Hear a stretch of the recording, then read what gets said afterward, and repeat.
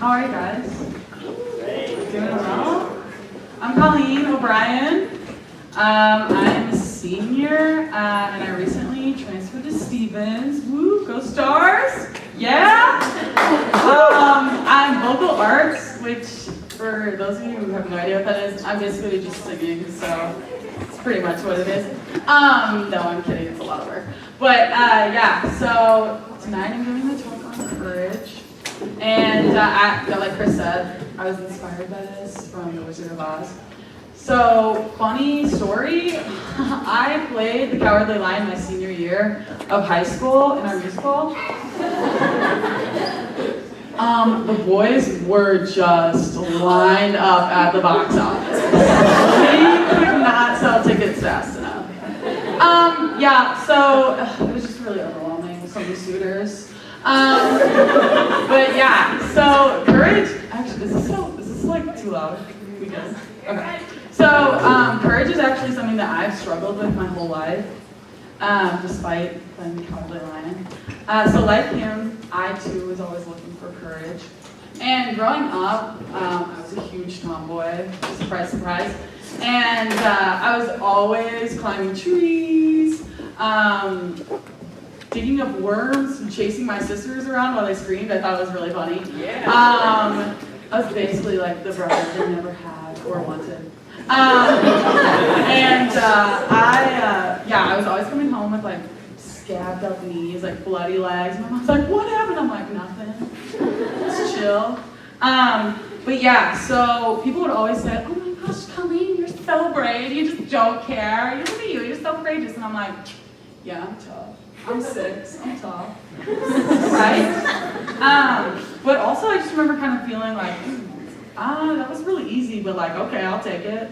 But that's because things that come easy to us, that's not courage. So what is courage? Get rid of that. Courage is mental or moral strength to venture, persevere, withstand danger, fear, and difficulty. And I don't know about you guys, but the word that sticks out most to me is fear. And we all have fears, right? My fears are spiders, feet, serial killers, clothing hangers. Oh, they gross me out. And because they go for restaurants. You guys are really single. If you're looking for a girl with a sick Cowardly Lion impression, you know where it's going. But anyway, I'm talking about those like real fears, guys. Like my fear of being ridiculed, my fear of failure, my fear of rejection. And these fears interfere with our day-to-day lives. They harden our hearts, and it makes it difficult for us to come out of our comfort zones. And when that happens, we start to feel ashamed of who we are. We play it safe. And when we do that, we ultimately get further and further away from Christ. Pope Benedict said, "The world offers you comfort, but you were not made for comfort, you were made for greatness."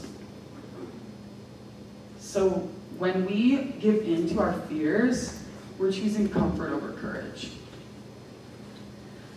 Ridicule, failure, rejection. Those are my 3 biggest fears. But those are mine. What are yours? What are your biggest fears? Things that keep you from doing what you know you're meant to do. So what if I told you that it doesn't have to be like that? What if I told you that courage is a choice? It's not something they're born with. And I was once told that everybody has fears. And those fears are never going to go away. They're never truly going to go away, sorry. But we have to develop our courage to be greater than that of the fear. And there's only one thing that differentiates the cowardly and the courageous. And the cowardly and the courageous, they get that same gut feeling in their stomach. They get that fight or flight sense. And when that happens, the only difference between the two is how they respond to it. So I have a huge personality. I've been told I'm aggressive on more than one occasion today. And I like it. Like, I'm totally fine with it. I like who I am. But it's taken me a long time to get here. And it's kind of, this might surprise a lot of people, but I'm actually very shy. And I'm naturally introverted. And I know some people are probably like, no way. But I really am. And when I first get into social situations, I don't know anybody, I completely shut down. Like my coworkers, I had a job over the summer. By the time I left, we were all friends. They're like, I'm gonna be straight up. We thought you were so weird. You just kind of stared at us and smiled and didn't say anything. So I'm still telling you, I'm still pretty awkward. But yeah, so growing up, I moved around a lot because of my dad's job. And Stevens is actually my 11th school, and all but 2 of those schools were public, and everything was like fine. I was making friends. I didn't really mind being the new girl. I got to see a lot of different states, meet a lot of different people. But when I came back to St. Louis the last time, I moved from a public school to a private Catholic school. There were less than 200 kids, K through 8th, and there was 30 kids in my 5th grade class, and I came in the middle of the year. And let's just say, Colleen was not a box office success with these kids. You can laugh, that's but really, I was really unique. And these kids were nothing. I had never encountered anything like this ever before in my life. I'm very tall. My eyebrows straight up grow down to here and they meet in the middle. I was lanky, like one of those car dealership people. That's pretty much history. I'm not really anymore. Yeah, like I've literally, the last time I wore kids' shoes, I've worn a size 7 women's shoes in 3rd grade. I was 8. So I've just always been really different. And like I said, and so, because of that, like I obviously went to the boys first. I'm gonna play sports. I'm bigger than them, stronger than them, obviously. And so, nothing was worse when they're like, "Can I have 2 strong boys?" And I'm like, "Me, pick me!" And they're like, "Colleen, I need 2 strong boys." And I'm like, that stings deep, Mrs. Barrere.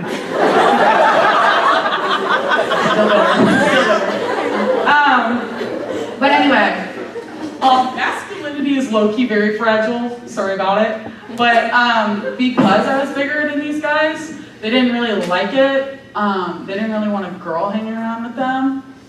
And so because I wanted to be like one of the boys, I got treated like one of the boys. And that was a lot of verbal abuse. Anytime I did anything, literally drink from the water fountain, if I dropped a basketball, like God forbid that ever happened. Because, like I said, I was the same size as the boys, it quickly turned physical, and eventually it turned sexual. And I have my own version of femininity, and I'm not really society's version of girly.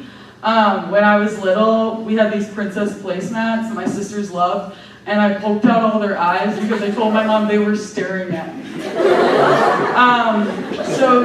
And so when I was at the school, I was like, all right, well, I'll hang out with some of the girls. And they were not like my sisters. They weren't like my family. And that was really hard because it was more emotional. And they would do things like pretend to be my friend. This one girl actually pretended to be my friend for months and told me she was going to write a novel. And I was going to be the star, and I was going to have a hot boyfriend named Kyle. But when summer started, I found out from another girl, she had printed out a copy of this novel and sent it to every girl in the class. And it was really a story about this loser named Colleen, who nobody liked. One specific example is in middle school, they all got the hottest kid, the boy in my class, to convince me that he liked me, and everyone was in on it. And then a week went by, and they kept it going, and then in front of everybody at recess, they revealed that it was a joke. And I specifically remember one girl saying, "Who could like you? Who could like you?" So fast forward a few years, I'm in college, and I was in a sorority. I was in the sorority I wanted. I had a lot of fun, but I really shoved Colleen down. Like, she was able to come out every once in a while, but I love wearing fun socks, and I feel like it's a good representation of who I am. Tonight's socks are walruses in space.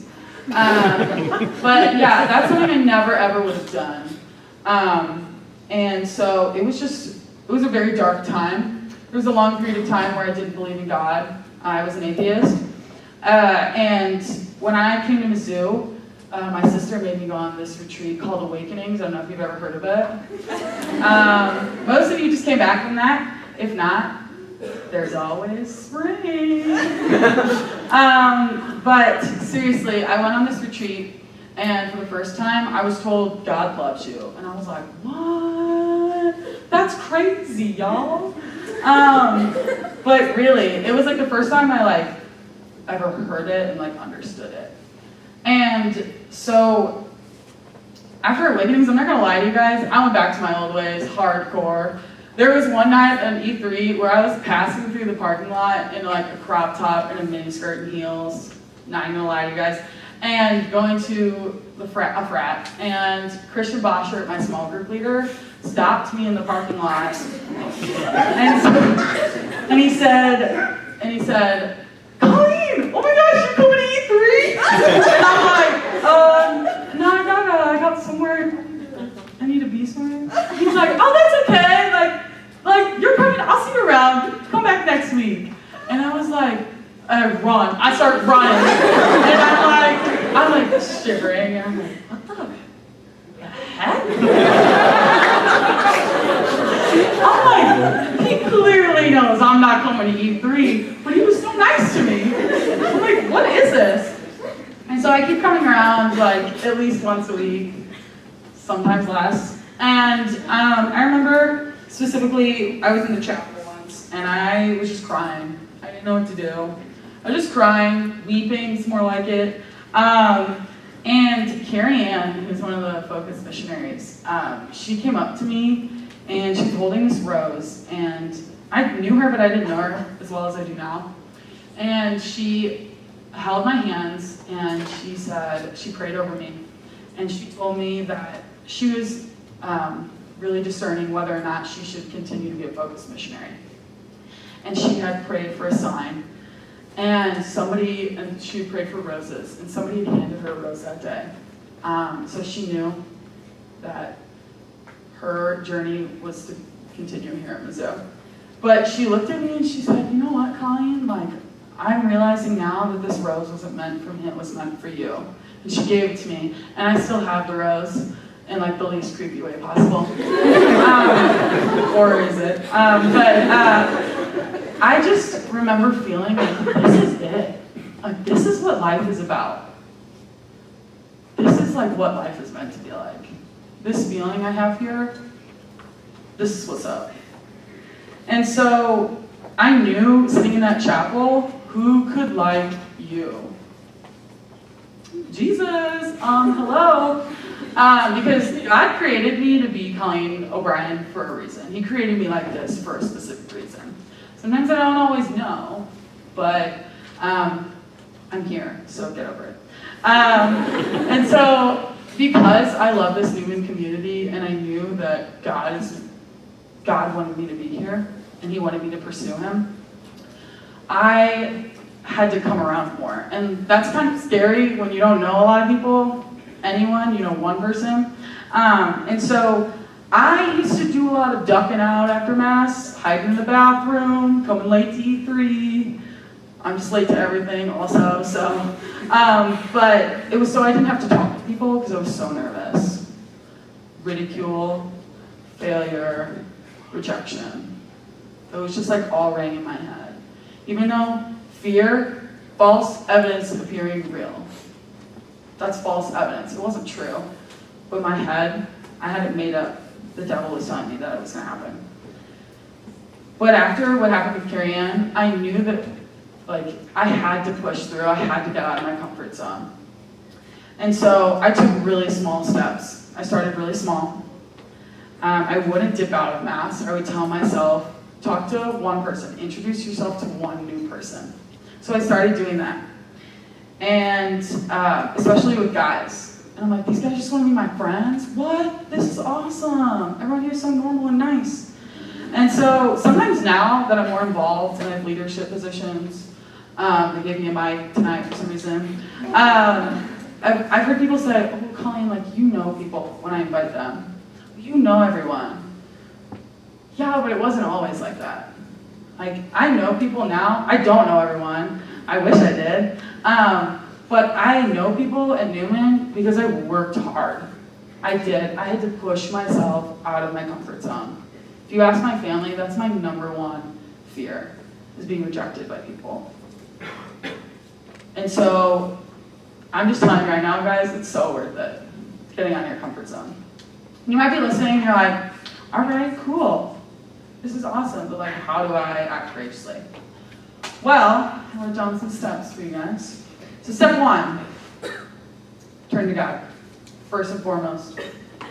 You don't know what to do. You don't know where you are in your faith life. You don't know what you believe. Just turn to God. The chapel is always open. And just pop in, cry, weep, whatever you want to do. Turn to God, seriously. Bring your burdens to Him. Bring your fears to Him. Turn to me and be saved, all the ends of the earth, for I am God and there is no other. Isaiah 45:22. I mean, he's literally telling us there that if we give it all to Him, we don't have to worry about anything. And when God is in your corner, there is nothing standing in your way. God's never going to let you fall. He's always going to catch you. You have to trust Him, though. So you have to trust Him. You have to move beyond those fears and give it to God. And that's really scary. Because like me, I like to be in control. And most of us do. So, step 2. Get yourself out of your comfort zone. It's inevitable, guys. I know it's comfy in our own little world. And we know what we like. But we got to get out of there. Can't be lukewarm. So there's this chapter in Matthew in this thing called the Bible. It's pretty sick. You should read it. But basically, Jesus just took 2 loaves, right? 2 loaves, 3 fish? Maybe the opposite. Wait, 5 loaves, 2 fish.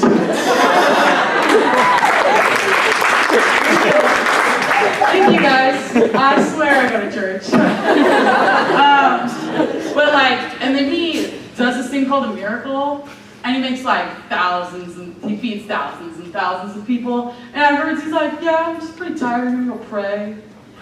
So he gets some of the disciples in a boat, and they take Jesus to a mountain. And he is up there for hours, and they're chilling in the boat, just waiting for Jesus.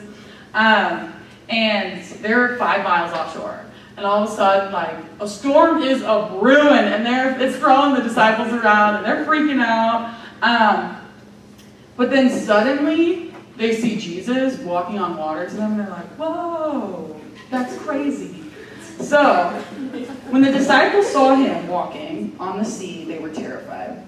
It is a ghost, they said, and they cried out in fear. At once, Jesus spoke to them. "Take courage, it is I.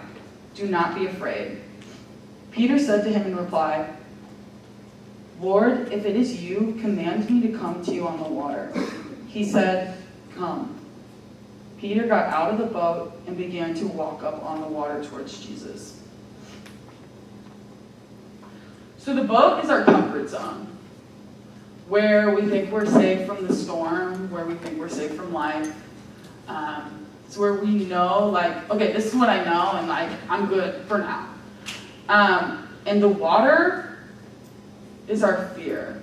So on the other side of fear is greatness. On the other side of the water is Jesus.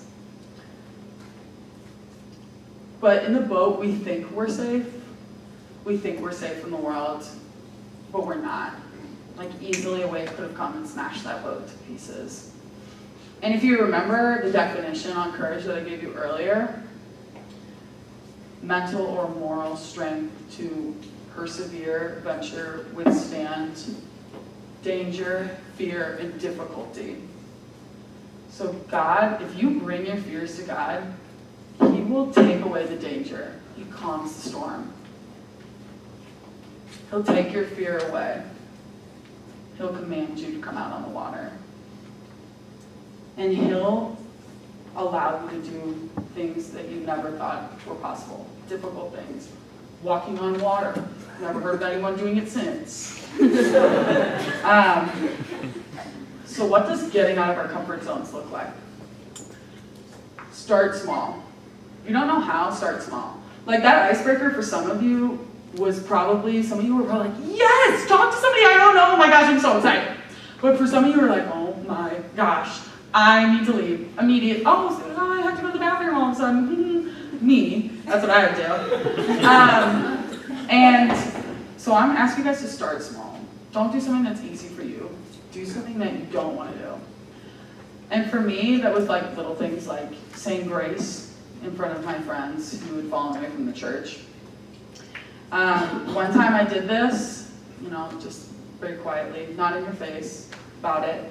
And my friend, who's pretty outspoken about how she feels about the church, she turned to me and she said, "I haven't said grace in so long. We should say grace together." And we all said grace together. And I remember it took me like a solid 3 minutes to actually do it. But I gave her an opportunity and she took it. And if I had let that fear hold me back, she never would have done that. She never would have prayed. She never would have thought about it. So we really have to get over that fear, because on the other side of fear is greatness. So, like I said, start small. What does that look like to you? We're all going to have different small things. So, the next step is surround yourself with people who are striving for Jesus. These people are here. So Sam said it last week, but we're the average of the 5 people we hang out with the most. And when I heard that like a year ago on Awakenings, I was like, I don't like that average. No, thank you. Don't like that one. And so I changed that. I saw something I didn't like, and I changed it. And the people here at Newman know the love of God. And not only that, they want you to know it too. And so when I started surrounding myself with Newman people, I started noticing the love of God shining through me. I felt His joy constantly, not just within these walls, but outside. And I was able to spread it to other people. So surround yourself with people who are trying to achieve the same goals as you.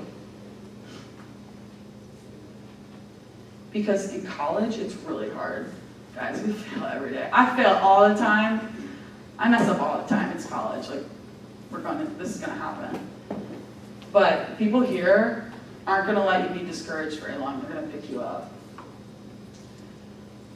And that's the 4th step. When you fall, don't get discouraged.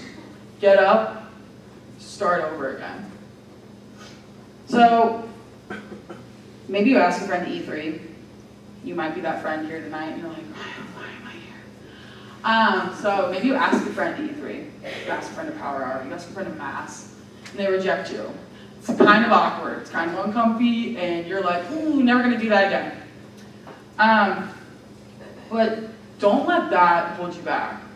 I sold books door to door in Maine 2 summers ago, and it was one of the hardest things I've ever done in my life. 80 hours a week, all by myself. I learned so much though. I learned so much about myself, I learned a lot about other people. And one time in particular, I was with my manager, and we ran into some Jehovah's Witnesses. And it's part of their faith to evangelize door to door. And let me tell you, they go through it. Like, they get dogs sicked on them, they get people throw stuff at them, threaten them with guns. Like, I heard some horrible, she's like, yes, but it's great. And I'm like, what? That's horrible. No, thank you. But my manager, Courtney, was talking to this one woman, and she was so sweet. She didn't buy books, but she gave us the chance to give her our pitch. But I saw this book on their kitchen table facing me, and it said, do not get discouraged by rejection. Jesus Christ was the greatest teacher of all time, and people still rejected him. So don't let that discourage you. And I was like, whoa, that is some deep-ish right there, lady. But it's true. So when you get rejected, don't let it discourage you. When you fall, don't let it discourage you. Ask for help when you need it. So, I'm not gonna lie to you guys, I've had a rough 2 months. But because of all these times where I've practiced and I've come to church, I was praying myself up, getting prayed up.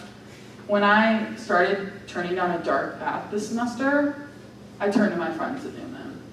I turned to the Eucharist. I turned to Jesus. And I know if I wasn't here, I would not be standing right here in front of you guys. I wouldn't be in a good spot.